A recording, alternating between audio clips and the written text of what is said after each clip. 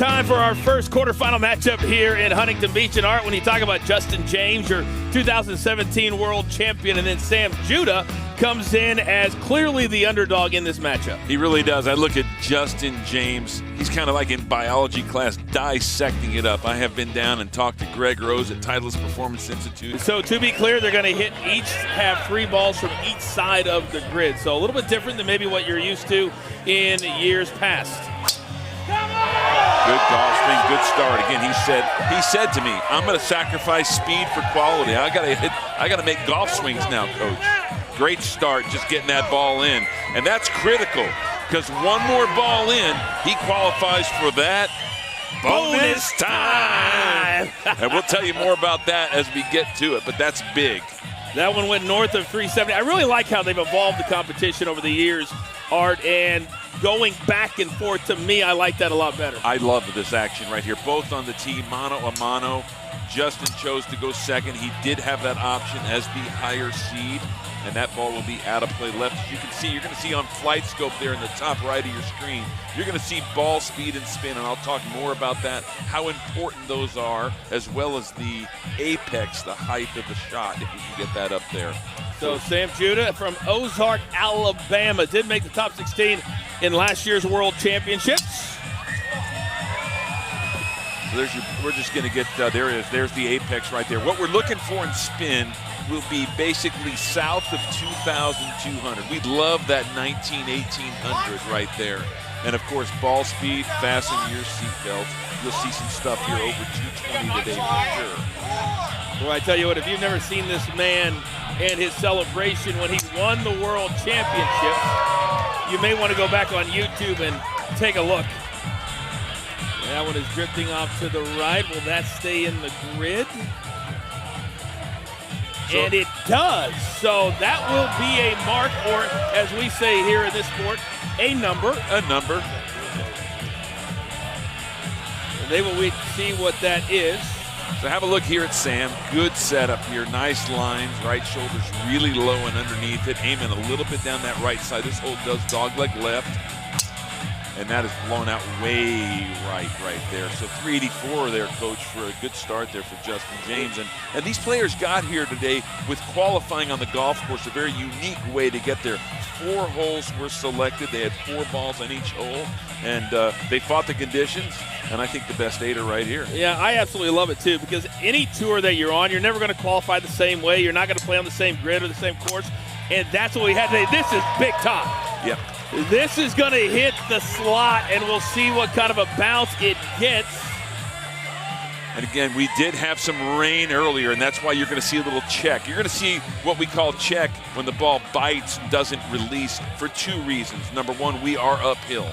Number 2, we got some rain. So conditions for huge numbers, coach, which these guys would normally be in that 420-30 range, you're not going to maybe get here today. But there is a positive as we show you some replays first of Justin James. Look at that huge turn at the top, drops it on the inside, elevates, uses the ground well, beautiful extension, just awesome power.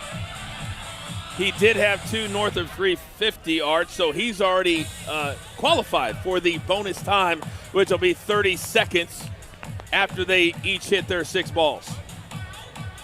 All right, now Sam Judah, his 4th ball. He does have 1 north of 350, but he is 6 yards back of Justin James. Good ball there at 2,500, though, high on the spin rate right there. That's going to be out of play. You know, Sam is the 2nd most accurate hitter in the top 50 last season, so he is used to being in the grid a lot of the time.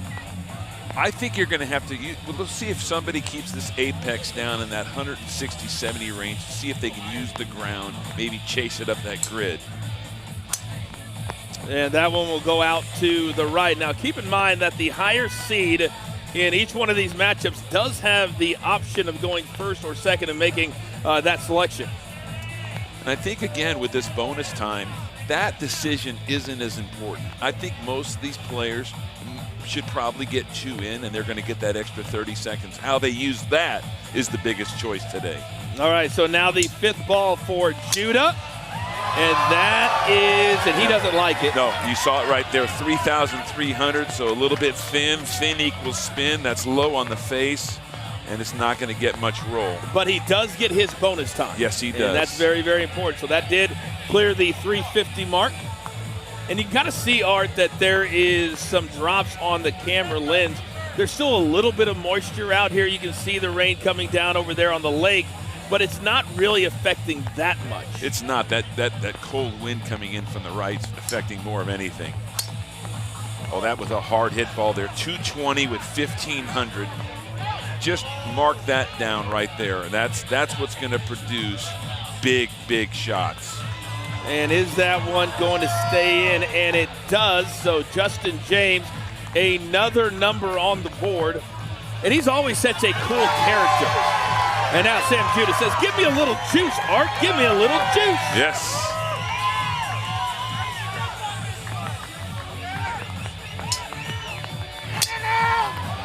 .216, but too high on that spin. I don't see the ball rolling that much to get there. I just don't. Not with that much spin. You can see it right there. It flew about 357 on your board and it rolled 7 yards. So that's a function of spin and height. All right, so now Justin James will have his final ball, and then each player will have a bonus 30 seconds. And if we can cue in there, notice the tee height for Justin James. That's considered low for long drive, just barely above the crown. I like that decision for this grid setup.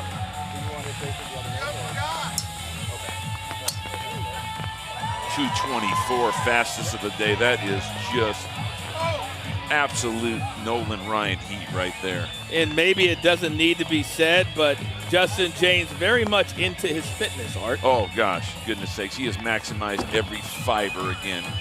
Working with that team at TPI, his dad was always in great shape. His dad, Jerry James, won 2 senior world championships. 405 yards. Wow, Yeah. so 405 for Justin James, excuse me. We see our first, what do we call it, 400 bagger.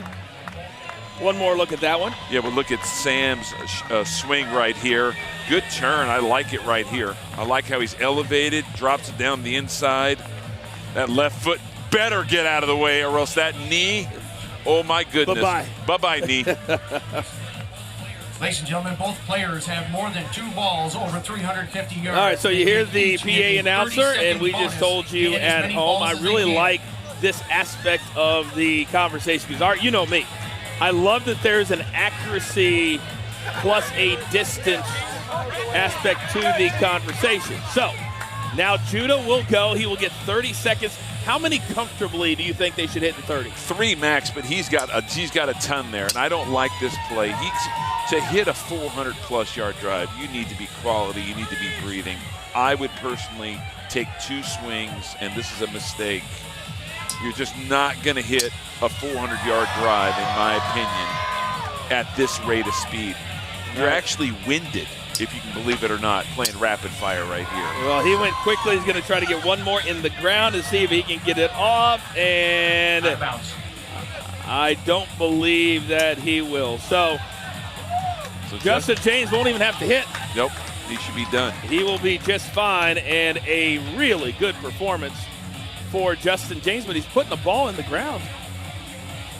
I don't know why he would need to do that. Nope. I think now they're telling him he does not need to do that. So Justin James will move on victorious in our first matchup here in the quarterfinals, and Jeff Farley is standing by with Justin James. Jeff. Justin, you're a former world champ, Justin. What does this crowd mean to you when they get behind you? Well, it's a really exciting environment. You know, I've told you before, this is my favorite tournament. I've been close. It'd mean a lot to me to win someday. Not calling it yet, but I love hitting on this grid, and it's one of the best events I've ever been to. Congrats on advancing.